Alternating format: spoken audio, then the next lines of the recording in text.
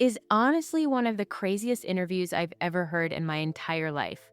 Because when Paul Anka sat down for what everyone thought would be just another nostalgic chat about the good old days, he ended up dropping bombshells about Frank Sinatra that nobody was prepared for. And this isn't just some random gossip. We're talking about Paul Anka, the man who wrote My Way for Sinatra, someone who was there in those private moments when the cameras weren't rolling and the public wasn't watching. At 84 years old, Anka finally decided it's time to tell the truth about what really happened behind the scenes with one of music's biggest legends. And when I tell you these details are disturbing, I mean they're going to change everything you thought you knew about Frank Sinatra forever. So picture this. It's the late 1960s, and Paul Anka gets a phone call that would change his life. On the other end, Frank Sinatra himself, saying those four words that you just don't say no to. Kid, we're going to dinner. Whoa. Oh. But what started as what Anka thought would be just a casual meal between two entertainers turned into something much darker and more complex than anyone could have imagined. Because that night, Sinatra didn't just want to eat and chat about music. He wanted to confess things, dark things, things about the pressure, the people he's involved with, and the price he paid for his incredible success. You know what's crazy? For decades, people have speculated about Sinatra's connections to certain, let's call them business associates, who weren't exactly legitimate entrepreneurs. But Paul Anka was actually there. He heard the stories firsthand. And now, at 84, he's finally ready to talk about what he witnessed during those private moments with the chairman of the board. But before we dive into the shocking revelations that Anka shared, let me tell you how these two music legends even got connected in the first place. Because the story of Paul Anka and Frank Sinatra isn't just about one disturbing interview. It's about a relationship that spanned decades and created some of the most iconic music in American history.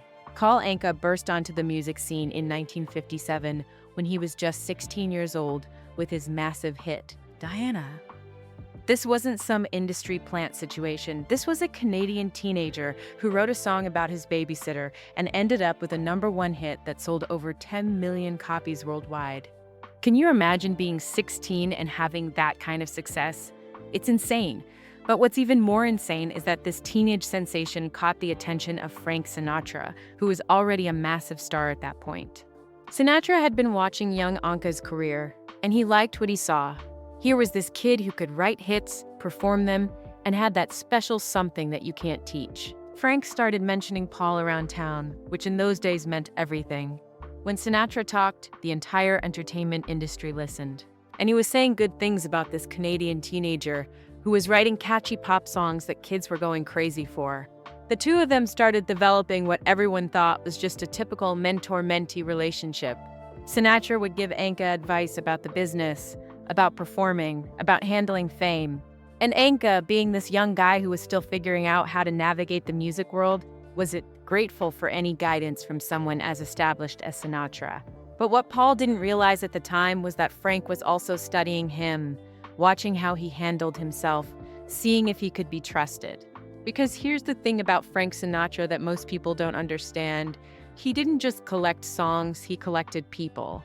And not just any people. He collected people who could be useful to him, people who could keep secrets, people who wouldn't ask too many questions about certain aspects of his life.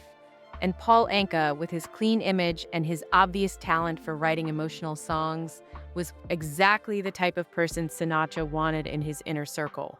As the years went on, their relationship deepened. Anka wasn't just some young singer that Sinatra knew anymore. He became someone Frank confided in. And that's when things started getting really interesting and, honestly, really dark.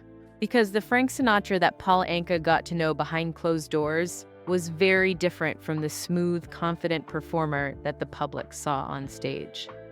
The Frank Sinatra that Anka describes in this recent interview was a man haunted by the choices he'd made to reach the top of the entertainment world. And when you're talking about someone who was performing in Las Vegas in the 1960s, working with certain casino owners who had complicated business relationships, well, you can start to imagine the kind of pressure and moral compromises that might have been involved. But let's talk about the moment that really defines their relationship, the creation of My Way. Everyone knows this song, right? It's probably one of the most famous songs in American music history. But the story behind how it came to exist is way more complicated and emotional than most people realize. Practical, political, great, everything that song really, really has. It was 1968, and Sinatra called Anka out of the blue with that infamous dinner invitation. They went to this restaurant in New York, and Sinatra dropped a bombshell on Paul that nobody saw coming. He told Anka that he was done, finished. He was going to quit show business entirely. Can you imagine? Frank Sinatra, at the height of his powers. But here's where it gets interesting. Sinatra didn't want to leave quietly. He wanted to go out with one final album, something that would be his farewell to the world. And he wanted Paul Anka to write him a song for it. Not just any song, the one that would define how Frank Sinatra wanted to be remembered. Now, according to what Anka revealed in this recent interview, Sinatra didn't just want a goodbye song. He wanted a confession song. He wanted something that would allow him to acknowledge all the compromises he'd made, all the difficult decisions, all the morally ambiguous situations he found himself in during his rise to the top. He wanted to be able to say, essentially, I did it my way, and I'm not apologizing for any of it, even the parts that maybe I should apologize for. Paul went home that night with this enormous pressure on his shoulders. How do you write a song for Frank Sinatra that captures not just his success, but also his regrets, his defiance, and his refusal to apologize for the choices that got him there? It's an impossible task for any songwriter, let alone someone who was still in their 20s at the time. But somehow, Anka pulled it off. He took a French song called Comme d'habitude and completely rewrote the English lyrics to create something that was uniquely Frank Sinatra. And when you listen to My Way with the context of what Sinatra was really going through at that time, the pressure from certain business associates, the guilt over compromises he'd made, the fear about what his legacy would be, the song takes on a completely different meaning. Lines like, I faced it all, and I stood tall and did it my way, aren't just about artistic independence. According to Anka's recent revelations, they were about Sinatra's way of dealing with some very dark situations and very complicated people. The song was Frank's way of saying that whatever he had to do to survive and succeed in that world, he did it, and he wasn't going to apologize for it. When Paul played the demo for Frank, Sinatra's reaction was immediate and emotional. He knew this was the song that would define him. But what Paul didn't expect was what happened next. According to this recent interview, Sinatra started opening up about some of the specific situations that had inspired the song. And this is where things get really disturbing. Anka reveals that Sinatra told him about times when he had to make choices between his personal safety and his moral compass. There were situations where Frank had to look the other way when certain people did certain things. There were moments when he had to participate in activities that went against everything he personally believed in, just to protect himself and the people around him. Now, Paul Anka is being careful not to name specific names or describe specific incidents in detail, probably for legal reasons and out of respect for people who might still be alive. But the picture he's painting is of a man who is essentially trapped by his own success, forced to compromise his values in order to maintain his position in an industry that was controlled by some very dangerous people. According to Anka, Sinatra described feeling like he was constantly walking a tightrope. On one side was his artistic integrity and his desire to just make music and entertain people. On the other side were these business relationships that he needed to maintain in order to continue working in Las Vegas and other venues that were controlled by organized crime figures. And this is where the story gets really sad, because Paul describes Frank as someone who was genuinely tormented by these compromises. This wasn't a person who enjoyed being involved with questionable characters or participating in morally ambiguous situations. This was someone who felt like he had no choice.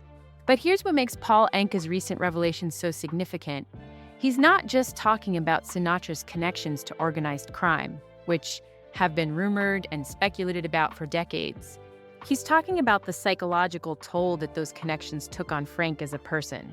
He's describing someone who was essentially living a double life, presenting this confident, in control persona to the public while privately struggling with guilt and fear about the people he was associated with. Paul talks about how Frank would sometimes call him late at night, clearly having been drinking, and want to talk about these moral dilemmas he was facing. Should he cut ties with certain people and risk retaliation?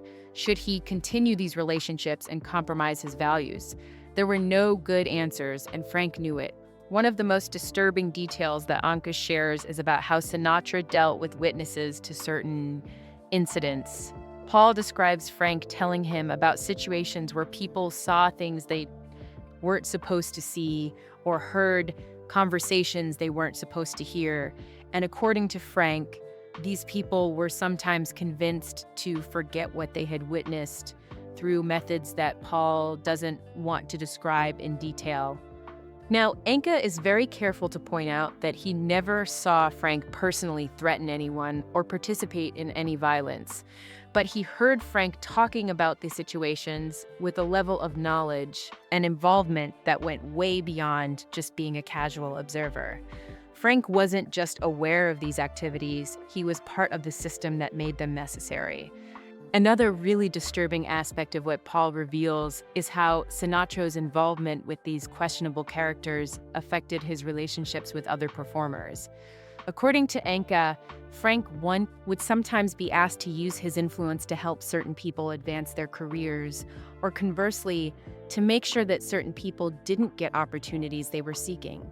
This meant that Frank was essentially functioning as a gatekeeper in the entertainment industry, not based on talent or merit, but based on whether someone was useful to his business associates or whether they posed any kind of threat. Paul describes feeling uncomfortable watching Frank make phone calls to promoters, venue owners, and record executives where he was clearly not making requests. He was making demands on behalf of people who expected to be accommodated.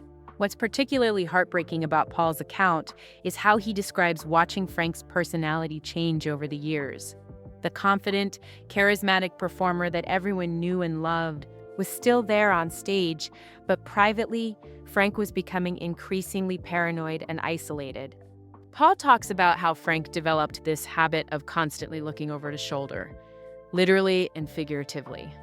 He would change restaurants at the last minute, take different routes to venues, and have conversely in code, because he was never sure who might be eavesdropping.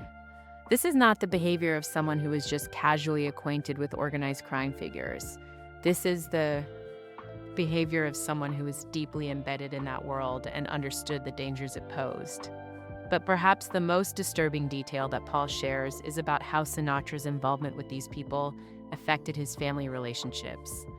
According to Anka, Frank was constantly worried about his children's safety, his ex-wife's safety, and the safety of his close friends.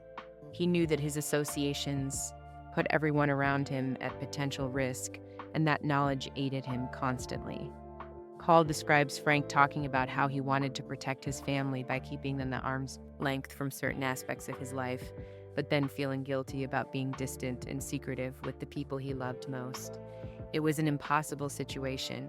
He couldn't tell them the truth about why he was being cautious, but he also couldn't pretend that everything was normal. The psychological pressure of maintaining these secrets while also trying to be a father, a friend, and a public figure was enormous. Paul talks about watching Frank struggle with depression and anxiety that he couldn't discuss with anyone because talking about the root causes would have put people in danger. Now, you might be wondering why Paul Anka is choosing to reveal all of this now at age 84. According to him, it's because most of the people who are involved in these situations are now dead, and he feels like the truth needs to be told for historical accuracy. He doesn't want Frank Sinatra's legacy to be defined by rumors and speculation. He wants people to understand the full complexity of what Frank was dealing with. But there's also a personal element to Paul's decision to speak out. He talks about carrying these secrets for over 50 years and how the weight of that knowledge has affected his own life and relationships. He describes feeling complicit in some ways even though he was never directly involved in any questionable activities. Just knowing these things and keeping quiet about them created its own form of psychological burden. Paul also reveals that Frank explicitly asked him to never discuss these things while certain people were still alive. Sinatra was protecting not just himself, but also Paul, by making sure that this information didn't become public while it could still put people at risk. What's interesting is how Paul talks about the music industry today compared to what it was like when he and Frank were coming up.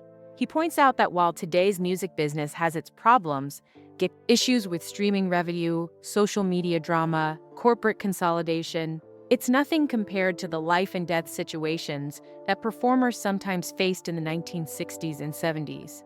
Back then, if you wanted to perform in certain venues or work with certain promoters, you had to deal with people who were connected to organized crime. There was no way around it. The legitimate business world and the criminal underworld were so intertwined in the entertainment industry that you couldn't have a major career without at least some contact with questionable characters. Paul talks about how Frank used to warn him about certain people in certain situations to avoid. But the advice was always practical, never moral. Frank would say things like, "Don't get involved with that guy's business dealings," or "Don't be alone in a room with that person." But he wouldn't explain why. It was understood that asking too many questions wasn't safe for anyone involved. According to Paul, Frank also had a very specific way of talking about these situations that allowed him to communicate important information without saying anything that could be used against him if someone was listening. They developed a kind of code where Frank could warn Paul about dangers or give him advice without explicitly naming. But what's really striking about Paul's account is how he describes Frank's genuine love for music and performing, even in the midst of all this darkness. Despite everything he was dealing with behind the scenes, Frank never lost his passion for creating and delivering great entertainment. Paul talks about watching Frank transform completely when he got on stage. All the worry, all the paranoia, all the moral compromise would disappear, and he would become this pure entertainer who was completely focused on giving the audience an incredible experience.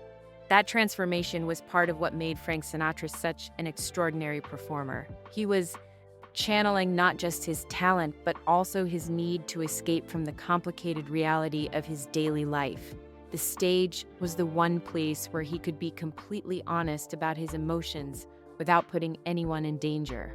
Cole also reveals some details about how Frank dealt with the financial aspects of his complicated relationships. According to Anka, Sinatra was constantly being asked to invest in businesses or participate in ventures that he knew were probably not entirely legitimate. But refusing these requests, it wasn't really an option because that would be seen as disrespectful or uncooperative. So Frank developed strategies for participating in these situations while minimizing his actual involvement in legal exposure. But even with all of these precautions, Frank was never completely safe from the consequences of his associations. Paul talks about periods when Frank would become increasingly anxious because he knew that law enforcement was investigating some of his business associates, and he was worried about being caught up in those investigations. During those times, Frank would become even more paranoid and isolated than usual. He would cancel performances, avoid public appearances, and limit his social interactions to a very small circle of people he absolutely trusted. Paul describes these periods as being incredibly difficult for Frank because performing was not just his career, it was his psychological escape from all the pressure he was dealing with. The most heartbreaking part of Paul's account is how he describes Frank's later years. As Sinatra got older and many of his contemporaries died or were imprisoned, he became increasingly isolated from the world he had inhabited for so long. But instead of feeling relieved to be free from those pressures, Frank seemed to feel lost and purposeless. Cole talks about visiting Frank during his final years and seeing how much he missed the excitement and energy of his earlier life, even though that life had come with so many complications and moral compromises. It was as if Frank didn't know how to be happy in a simple, uncomplicated way because he had lived with danger and complexity for so long. According to Paul, Frank's relationship with My Way became increasingly complicated as he got older. The song that had originally been written as a defiant statement about living with the consequences of difficult choices became a source of regret for Frank. He would sometimes tell Paul that he wished he had found a different way, that he wished he had been stronger or smarter or braver in dealing with the people and situations that defined his career. But then, in the next conversation, Frank would defend all of his choices again, insisting that he had done what was necessary to survive and succeed in an impossible situation. Paul describes this internal conflict as one of the most tragic aspects of Frank's personality. He was never able to find peace with the choices he had made, even though he couldn't see how he could have made different ones. Now, as Paul Anka shares these stories at age 84, he's clear that he's not trying to destroy Frank Sinatra's reputation or sensationalize his memory. He says he's telling these stories because he thinks people deserve to understand the full complexity of what it meant to be a major entertainer during that era of American history. Paul wants people to understand that Frank Sinatra wasn't a villain who enjoyed being involved with dangerous people. He was someone who found himself in an impossible situation and did the best he could to navigate it while protecting the people he cared about. At the same time, Paul is honest about how these revelations might change how people think about Frank Sinatra's legacy. He acknowledges that some people might be disappointed or disillusioned to learn about these aspects of Frank's life. But he also argues that understanding the full truth about what Frank dealt with makes his artistic achievements even more remarkable. Think about it. Frank Sinatra created some of the most beautiful, emotionally honest music in American history while dealing with constant fear, moral compromise, and psychological pressure that most people couldn't even imagine. The fact that he was able to channel those experiences into art that still moves people today is testament to his extraordinary talent and resilience. Paul also talks about how these experiences affected his own approach to his career and his life. Watching Frank navigate these incredibly difficult situations taught Paul valuable lessons about the importance of maintaining personal integrity, even when facing enormous pressure to compromise. But it also taught him about the dangers of success and fame, and how important it is to be careful about the people you associate with and the opportunities you pursue. Paul credits his awareness of these dangers learned from watching Frank's experiences with helping him avoid similar situations in his own career.